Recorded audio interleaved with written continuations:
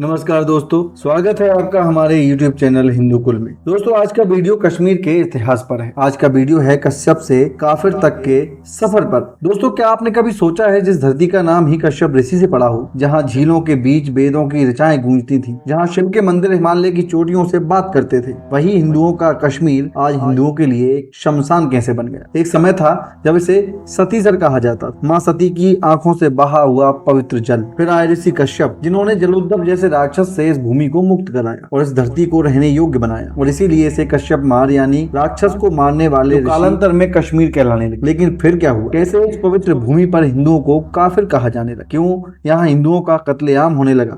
कैसे एक एक करके शिव के मंदिर जले, मूर्तियां तोड़ी गईं और सदियों से वहां बसे हिंदू या तो तलवार के आगे झुके या फिर विस्थापित कर दिए गए। आज के वीडियो में हम जानेंगे कि आखिर कैसे कश्मीर कश्यप से लेकर काफिर तक पहुंचा, कब और कैसे उसकी आत्मा को कुचल दिया गया, और क्यों आज भी उसके असली इतिहास को छिपाया जा रहा है। पूरी जानकारी के लिए वीडियो को आखिरी तक जरूर देखिए, क्योंकि ये सिर्फ एक घाटी की कहानी नहीं है, बल्कि एक पूरी सभ्यता के छिन जाने की गाथा, की धरती से भगा देने की पीड़ा है। तो आइए शुरू करते हैं। दोस्तों, कश्मीर को धरती का स्वर्ग कहा गया है, और यह कोई अतिशयोक्ति नहीं है। नीलमत पुराण के अनुसार कश्मीर की भूमि पहले एक विशाल झील सतीसर से ढकी हुई थी। इसी तथ्य के आधार पर कश्मीर शब्द की उत्पत्ति कश्यप प्लस मीरा से मानी जाती है, जिसका अर्थ होता है सागर या ऋषि कश्यप का पर्वत। ऋषि कश्यप को कश्मीर का प्रणेता भी माना गया है। प्राचीन कश्मीर पवित्र स्थलों और तीर्थ यात्राओं से समृद्ध था। न केवल कश्यप ऋषि, बल्कि उत्पल देव शिव स्तोत्रावली के रचयिता, भरत मुनि नाट्य शास्त्र के रचयिता, पतंजलि, पाणिनि आदि महान विद्वानों ने भी इस भूमि को ज्ञान से प्रकाशित किया है। राजतरंगिनी के अनुसार कश्मीर ऐसा स्थान था जहाँ तिल के दाने जितनी जगह भी बिना तीर्थ के नहीं थी।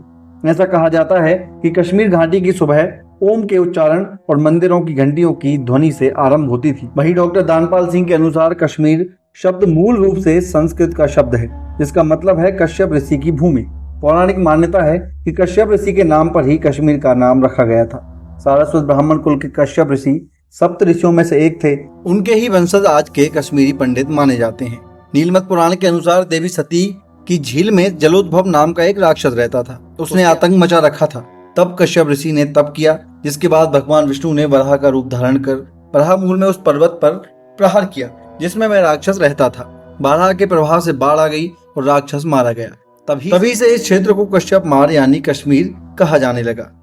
कश्मीर में इस्लामीकरण चरम पर तब पहुंचा जब 1389 में सुल्तान सिकंदर शाह मीरी सत्ता में आया। उसे बुत सिकिन यानी मूर्ति भंजक कहा गया। इस दौर में हिंदुओं पर जबरन इस्लाम धर्म स्वीकार करने का दबाव डाला गया और धीरे धीरे घाटी की अधिकांश आबादी मुस्लिम हो गई, यहाँ तक कि जम्मू के कुछ हिस्से भी। आधुनिक इतिहासकारों के अनुसार कश्मीर में गौणन प्रथम 3238 से 3188 ईसा पूर्व से लेकर तीसरी सदी ईसा पूर्व तक कुल 84 हिंदू और बौद्ध राजाओं ने शासन किया था। आश्चर्य की बात यह है कि इन तथ्यों का उल्लेख हमारे विद्यालयों की इतिहास की पुस्तकों में कहीं नहीं मिलता है। छठी सदी में कश्मीर में शैव दर्शन का विकास हुआ। वासुगुप्त की पुस्तक स्पंद कारिका उस युग की पहली प्रमाणिक पुस्तक मानी जाती है। शैव राजाओं में सबसे पहला नाम हूण वंश के मेहुल का आता है। इसके बाद गौणन द्वितीय और कारकोट नाग वंश का शासन आया, जिनमें ललितादित्य मुक्तपीठ 697 से 738 ईस्वी को कश्मीर का सबसे महान राजा माना जाता है। उनका साम्राज्य बंगाल से लेकर तुर्किस्तान और तिब्बत तक फैला हुआ था। अफसोस की बात यह है कि ऐसे महान राजा का नाम भी हमारे इतिहास की पुस्तकों में गायब है। 855 ईस्वी में उत्पल वंश के अवंतीवर्मन ने सत्ता संभाली। उनका कालखंड सुख और समृद्धि का दौर माना जाता है।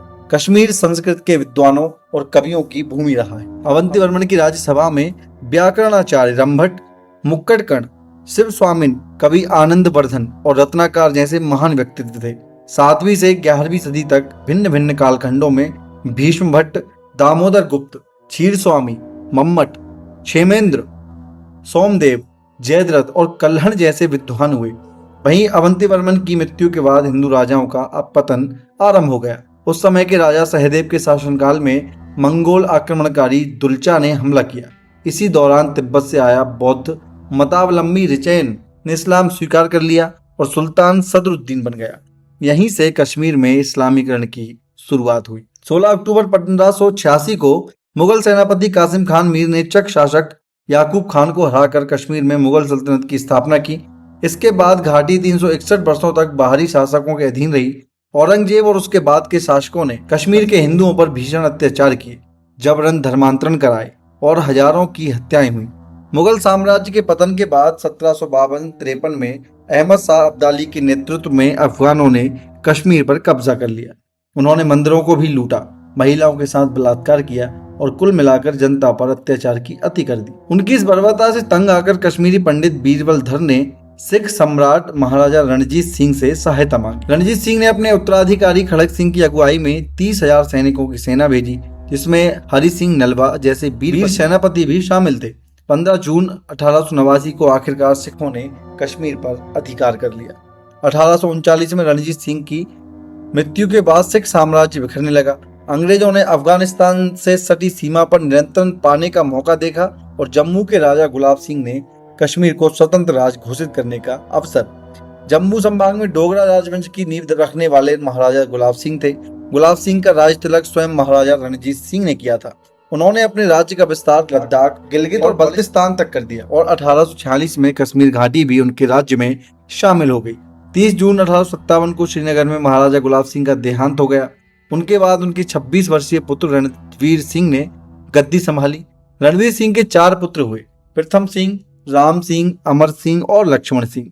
इनमें लक्ष्मण सिंह का देहांत केवल 5 साल की उम्र में ही हो गया था और राम सिंह की मृत्यु 45 वर्ष की आयु में। रणवीर सिंह की मृत्यु 12 सितंबर 1855 को 55 वर्ष की आयु में हुई। इसके बाद उनके ज्येष्ठ पुत्र प्रताप सिंह राजा बने। प्रताप सिंह ने राज्य को कुशलता से संभाला और इसकी सीमाओं का विस्तार किया। 1891 में उन्होंने गिलगित की हुंजा वैली, नागर और यासीन वैली को अपने अधीन कर लिया। अंग्रेजों ने उनकी सत्ता को चुनौती देने की कई कोशिशें की, लेकिन तमाम साजिशों के बावजूद प्रताप सिंह डोगरा राजवंश के सबसे लंबे समय तक शासन करने वाले राजा बने। पूरे 40 वर्षों तक उन्होंने राज्य में सामाजिक और आर्थिक विकास के कई कार्य करवाए, जिनकी झलक आज भी जम्मू कश्मीर में दिखाई देती है। हालांकि प्रताप सिंह की कोई संतान नहीं थी। उनके गद्दी पर बैठने के 10 साल बाद उनके छोटे भाई अमर सिंह के घर हरि सिंह का जन्म हुआ। उस समय इस परिवार में केवल 3 पुरुष जीवित थे, महाराजा प्रताप सिंह, उनके भाई अमर सिंह और नवजात हरि सिंह। हरि सिंह के जन्म पर रियासत में हर्षोल्लास फैल गया। महल दीपों से सजाए गए और सभी धर्मों के लोग इस खुशी में शरीक हुए। इतना ही नहीं, राज्य में मछलियां पकड़ने, शिकार खेलने और किसी भी प्रकार की जीव हत्या पर भी कुछ दिनों के लिए प्रतिबंध लगा दिया गया। हरि सिंह जब केवल 14 वर्ष के थे तब उनके पिता अमर सिंह का निधन हो गया। उस वक्त पूरे वंश में केवल हरि सिंह की ही उत्तराधिकारी के रूप में बचे थे। महाराजा प्रताप सिंह उनसे बेहद स्नेह करते थे, लेकिन उनकी पत्नी महारानी चड़क हरि सिंह के खिलाफ थी। वे नहीं चाहती थी कि हरि सिंह राजगद्दी के उत्तराधिकारी बने। उन्होंने हरि सिंह के खिलाफ महाराजा के कान भरने शुरू कर दिए। उन्होंने कोशिश की कि प्रताप सिंह एक दत्तक पुत्र जगत देव सिंह को उत्तराधिकारी घोषित करें। महाराजा प्रताप सिंह इस साजिश को समझते थे, लेकिन वे अपनी पत्नी का विरोध खुलकर नहीं कर पाए। उनके आखिरी दिनों में महारानी ने पूरे दरबार को अपने वश में कर लिया। जब महाराजा बीमार पड़े तब हरि सिंह गुलमर्ग में थे और उन्हें जानबूझकर सूचना नहीं दी गई। प्रताप सिंह ने अपने विश्वस्त लोगों से हरि सिंह को बुलाने को कहा, लेकिन किसी ने संदेश नहीं पहुंचाया। अगर उस वक्त महारानी की योजना सफल हो जाती तो राजगद्दी को लेकर बड़ा विवाद खड़ा हो सकता था। ऐसे समय में महाराजा के मंत्री शोभा सिंह ने साहसिक कदम उठाया। उन्होंने अपनी कार के एक भरोसेमंद व्यक्ति को हरि सिंह को लाने के लिए गुलमर्ग भेज दिया। हरि सिंह समय पर पहुंच गए और प्रताप सिंह ने उन्हें अपना उत्तराधिकारी घोषित कर दिया। यह खबर पूरे राज्य में फैल गई। महाराजा ने मृत्यु से पहले अपने भतीजे को राजगद्दी सौंप दी है।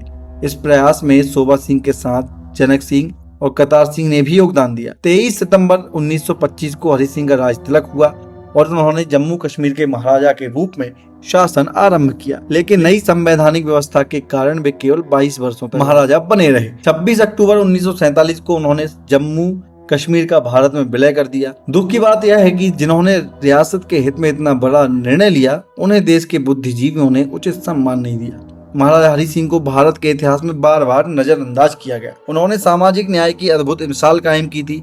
1926 में उन्होंने सभी जाति धर्म के लोगों के लिए मंदिरों के द्वार खोल दिए थे।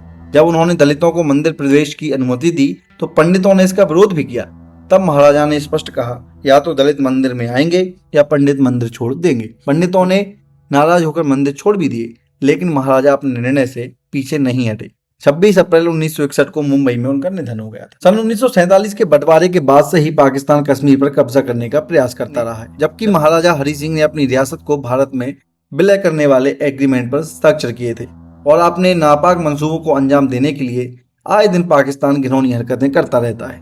हालिया पहलगाम में हुआ आतंकी हमला जिनमें से एक ताजा सबूत है, जहां हिंदुओं को उनका धर्म पूछकर मारा गया है। लेकिन यह पहली घटना नहीं है जब हिंदुओं की टारगेटिंग किलिंग की गई हो। देश की आजादी के बाद कई बार हिंदुओं को कत्लेआम किया गया है। कश्मीर में 1990 की शुरुआत में ही हिंदुओं के साथ के घरों की दीवारों पर धमकी भरे संदेशों ने कश्मीरी पंडितों की जिंदगी को एक अनकहे डर से भर दिया था। दरअसल इसकी शुरुआत 1989 में हुई थी। इस्लामिक आतंकवाद तेजी से बढ़ा और कश्मीरी हिंदुओं को योजनाबद्ध तरीके निशाना बनाए जाने लगा। 1990 आते आते यह हिंसा अपने चरम पर पहुंच गई। रातों में मस्जिदों से लाउड स्पीकर पर नारे लगाए जाते, या तो इस्लाम कबूल करो या घाटी छोड़ो। कश्मीरी पंडितों को जान से मारने की खुली धमकियां दी गईं। उनके घरों और दुकानों को जलाया गया। महिलाओं के साथ दुर्व्यवहार की घटनाएं सामने आने लगी और बच्चों तक को नहीं बख्शा गया। ऐसे माहौल में अपनी जान बचाने के लिए पंडित परिवारों ने पीढ़ियों से बने अपने घर, खेत और मंदिर और स्मृतियों को छोड़ने का कठोर निर्णय लिया। अनुमान है कि उस समय घाटी में लगभग 1.2 से 1.4 लाख कश्मीर पंडित रहते थे, जिनमें से लगभग 90,000 से अधिक ने रातों रात अपना सब कुछ छोड़कर जम्मू, दिल्ली और भारत के अन्य हिस्सों में शरण ले ली। यह केवल एक पलायन नहीं था, यह अपनी ही धरती से बेदखली थी। जो थोड़े बहुत पंडित घाटी में रुके, उन्हें भय, असुरक्षा और सामाजिक बहिष्कार का सामना करना पड़ा। दशकों बीत जाने के बावजूद आज भी अधिकांश कश्मीरी पंडित अपने घर वापस नहीं लौट पाए हैं। उनका यह पलायन भारत के इतिहास की सबसे पीड़ादायक घटनाओं में से एक बन गया है, जिसकी गूंज आज भी उन सूनी गलियों और जले हुए मकानों में सुनाई देती है जहां कभी वे देवताओं के गीत गाया करते थे। यह बेहद पीड़ादायक है कि जिस कश्मीर को हिंदुओं ने बनाया, बसाया और सजाया, उसी धरती से उन्हें बेदखल कर दिया गया। जिस धरती का नाम ही महर्षि कश्यप के नाम पर पड़ा था, आज उसी धरती पर ऋषि कश्यप के ही वंशजों को काफिर कहा जाता है। उसे वहां रहने नहीं दिया जाता है और जब वह अपनी धरती को देखने भी जाए तो उसे इस्लामी आतंकवाद की गोली का शिकार होना पड़ता है। एक भूमि जो हिंदुओं की थी, ऋषियों की तपस्थली थी, जहां से शैव दर्शन की ज्योति फूटी, जहां मंदिरों की घंटियां गूंजती थीं। आज उस भूमि का सच कितने लोग जानते हैं? क्या है इतिहास जानबूझकर हमसे छुपाया गया? जवाब है हाँ, लेकिन अब वक्त आ गया है कि हम अपने अतीत को फिर से जानें और उसका सम्मान करें और गर्व से कहें कि कश्मीर हिंदुओं का है, हमारा है। अगर आपको ये वीडियो अच्छी लगी हो और जागरूक लगी हो और ज़रूरी लगी हो तो कमेंट में लिखिए कश्मीर हिंदुओं का है। इसी तरह की जानकारी के लिए चैनल को सब्सक्राइब कीजिए और वीडियो को लाइक व शेयर करना मत भूलिए। धन्यवाद।